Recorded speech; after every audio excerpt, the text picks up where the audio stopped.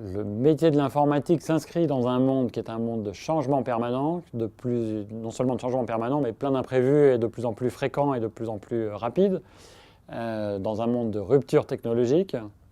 Et donc sur chaque projet informatique, il y a son lot d'incertitudes, son lot d'imprévus, son lot de changements. Et donc on a besoin d'être en adaptation, ou en tout cas en capacité à s'organiser, à vivre bien dans ce monde-là, qui est non seulement le monde d'aujourd'hui, mais encore plus le monde de demain. Est-ce que l'incertitude est la même partout, ou celle de l'informatique particulière par rapport au reste? L'incertitude, c'est l'incertitude par nature. Après, ce sont les facteurs d'incertitude qui vont être différents, mais on va quand même trouver des grands facteurs communs du type changement de périmètre, du type changement sur la pression du temps, tout ce qui est lié aux interrogations ou à la non-prévisibilité de l'humain, ce qui fait tout notre charme, tout ce qui est incertitude liée à des événements extérieurs. Mais qu'on soit dans le domaine de l'informatique, qu'on soit dans le domaine des expéditions, dans tous les cas, par nature, l'incertitude, c'est la même. Ce qui va changer, ça va être la fréquence de l'incertitude. Et puis la question essentielle, c'est pas est-ce que la nature de l'incertitude est la même ou pas, c'est comment je la gère et comment je fais pour la vivre bien. Il y a des techniques pour ça. Et qu'est-ce que je mets en place comme organisation pour avoir une organisation qui puisse accueillir l'incertitude et l'imprévu et l'intégrer naturellement et non pas le vivre comme une crise ou une difficulté. Personnellement, je n'ai jamais interrompu une expédition en tant que telle. Par contre, j'ai renoncé à certains objectifs au sein de certaines expéditions.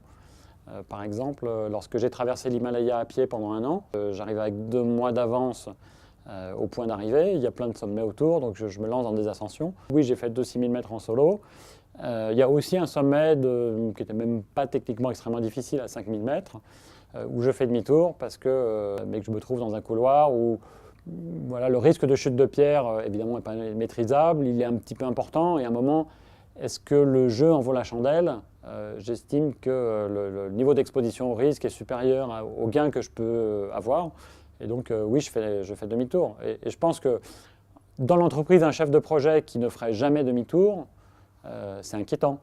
Ça nécessite du courage managérial à un moment de dire je stoppe le projet, je repars en arrière pour repartir du bon pied. Et ce courage, c'est sûr qu'il faut l'avoir et qu'on ne l'a pas toujours. Mais si je ne faisais que avancer tout le temps dans un monde incertain, même quand les signaux passent à l'orange, puis certains au rouge, il y a un moment où ça va mal se passer, c'est sûr. Donc à un moment, il faut avoir l'humilité et la sagesse non pas de renoncer, mais de renoncer à une partie de l'ambition tout en conservant l'ambition telle qu'elle pour repartir du bon pied. Alors, si j'ai un mot particulier pour les 800 collaborateurs d'IBP dans la construction de leur projet d'entreprise, c'est vraiment d'inscrire leur action, d'inscrire leur réflexion, non pas dans le monde d'hier et les repères d'aujourd'hui, non pas dans le monde d'aujourd'hui, mais dans le monde de demain.